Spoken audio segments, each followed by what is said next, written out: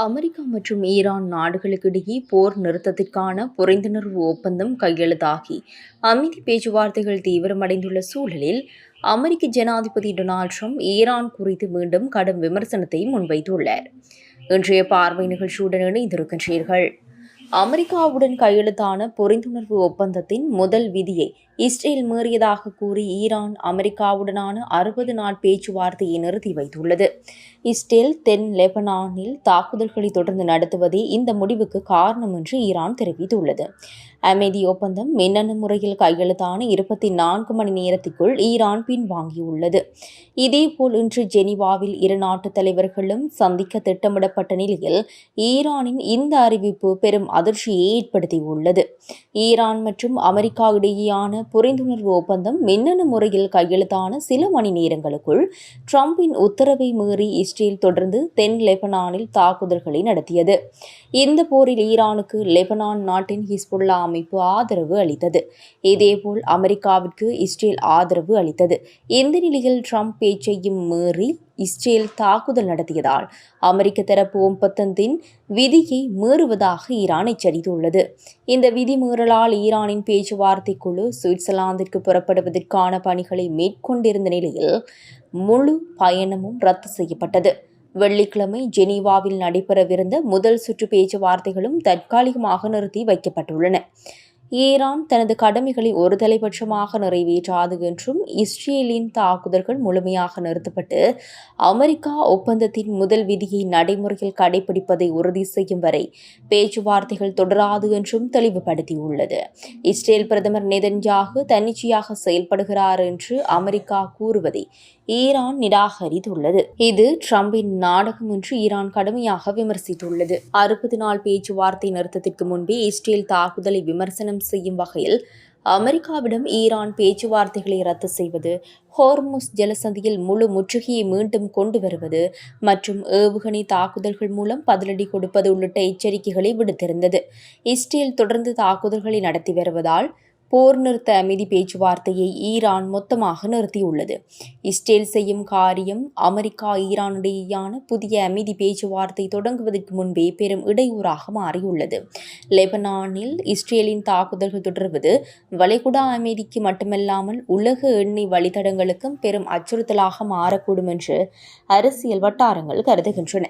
இதேவேளை அமெரிக்கா மற்றும் ஈரான் நாடுகளுக்கு இடையே போர் நிறுத்தத்திற்கான புரிந்துணர்வு ஒப்பந்தம் கையெழுத்தாகி அமைதி பேச்சுவார்த்தைகள் தீவிரமடைந்துள்ள சூழலில் அமெரிக்க ஜனாதிபதி டொனால்ட் ட்ரம்ப் ஈரான் குறித்து மீண்டும் கடும் விமர்சனத்தை முன்வைத்துள்ளார். தனது ட்ரூத் சோஷியல் சமூக வலைதள பக்கத்தில் பதிவிட்டுள்ள ட்ரம்ப், இந்த போர் ஈரானை முற்றிலும் பலவீனப்படுத்திவிட்டது. இனிமேல் அந்த நாட்டிற்கு என்று தனியாக விமானப்படையோ கடற்படையோ விமான எதிர்ப்பு பாதுகாப்பு உபகரணங்களோ ட்ரேடர்களோ அல்லது வேறு எந்த பாதுகாப்பு அமைப்புகளுமே நடைமுறையில் கிடையாது என்று ட்ரம்ப் பதிவிட்டுள்ளார். மேலும் 4 மாதங்களுக்கு முன்பு இருந்ததை விட இப்போது ஈரான் வலுவான நிலையில் இருப்பதாக கூறும் எதிர்க்கட்சியான ஜனநாயக கட்சியினரை அவர்கள் எவ்வளவு முட்டாள்களாக இருக்க முடியும் என்று சாடியுள்ளார். இதேவேளை தெற்கு லெபனான் மீது இஸ்ரேல் ராணுவம் நடத்திய வான்வழி தாக்குதலில் 18 பேர் கொல்லப்பட்டனர் எனவும் 30க்கும் மேற்பட்டோர் காயமடைந்துள்ளனர் என்றும் லெபனான் சுகாதார அமைச்சகம் தெரிவித்துள்ளது. தெற்கு லெபனானின் நபாத்தியா மாவட்டத்தின் பல நகரங்கள் மீது நேற்று முன்தினமிரவு தொடங்கி நேற்று அதிகாலை வரை இந்த தாக்குதல்களை இஸ்ரேல் ராணுவம் நடத்தியுள்ளது. வான்வழி தாக்குதலோடு பீரங்கி தாக்குதல்களும் நடந்ததாக லெபனான் ஊடகங்களும் அப்பகுதி மக்களும் தெரிவித்துள்ளனர். இஸ்ரேல் ராணுவ வீரர்கள் 4 பேர் ஹிஸ்புல்லா படையினரால் கொல்லப்பட்டதை அடுத்து பதில் நடவடிக்கையாக இந்த தாக்குதல் நடத்தப்பட்டதாக இஸ்ரேல் தெரிவித்துள்ளது. தெற்கு லெபனானின் பல பகுதிகளில் உள்ள ஹிஸ்புல்லா இயக்கத்தினரையும் அவர்களின் உள்கட்டமைப்புகளையும் குறிவைத்து இந்த தாக்குதல்கள் நடத்தப்பட்டதாக தெரிவித்துள்ள இஸ்ரேல், ஈரான் ஆதரவு பெற்ற அந்த அமைப்பு மீண்டும் போர் நிறுத்தத்தை மீறி வருவதாக குற்றம் சாட்டியுள்ளது. இந்த தாக்குதல்கள் குறித்து கருத்து தெரிவித்துள்ள ஹிஸ்புல்லா இயக்கம், தெற்கு லெபனானின் அலி அல் தாஹர் குன்றின் அருகே முன்னேறி வந்த இஸ்ரேலிய படையை எங்கள் போராளிகள் பதுங்கியிருந்து தாக்கினர். ஏவுகணைகள் மூலம் 3 டேங்கிகளை அழித்தனர். ராக்கெட் மற்றும் பீரங்கி தாக்குதல்கள் மூலம் துருப்புக்களை குறிவைத்தனர். மோதல்கள் தொடர்கிறது என தெரிவித்துள்ளது. ஈரானுடனான அமெரிக்கா இஸ்ரேல் போரை முடிவுக்கு கொண்டுவர ஈரானுக்கும் அமெரிக்காவிற்கும் இடையே ஒப்பந்தம் எட்டப்பட்டுள்ள நிலையில் இந்த தாக்குதல் போர் நிறுத்தத்தை கேள்விக்குள்ளாக்கி இருக்கின்றது. ஏனெனில் லெபனான் உட்பட அனைத்து முனைகளிலும் போர் நிறுத்தத்தை முடிவுக்கு கொண்டுவரவும் லெபனானின் பிராந்திய ஒருமைப்பாடு மற்றும் இறையாண்மையை இரு தரப்பினரும் மதிக்கவும் இந்த ஒப்பந்தம் வலியுறுத்துகின்றது. தெற்கு லெபனானில் தனது படைகளை நிறுத்தியுள்ள இஸ்ரேல் தெற்கு லெபனானில் 10 கிலோமீட்டர் வரை தனது துருப்புக்களை தக்க வைத்துக் கொள்ள முயன்று வருகின்றது. இது தொடர்பாக அமெரிக்க ஜனாதிபதி டொனால்ட் ட்ரம்பின் அலுவலகத்துடன் இஸ்ரேல் கடுமையான பேச்சுக்களில் ஈடுபட்டு வருகின்றது. தெற்கு லெபனானில் உள்ள தனது படைகளை திரும்பப் பெறுவதற்கான கோரிக்கைகளை நிராகரித்து வரும் இஸ்ரேல் ஹிஸ்புல்லா நிலைகளை குறிவைத்து தாக்குதல்களை நடத்தி வருகின்றது என்பது குறிப்பிடத்தக்கது. இந்த நிலையில் இஸ்ரேல் இராணுவம் மற்றும் லெபனானின் ஹிஸ்புல்லா அமைப்பினருக்கு இடையிலான போர் நிறுத்த ஒப்பந்தம் கையெழுத்தாகியுள்ளது.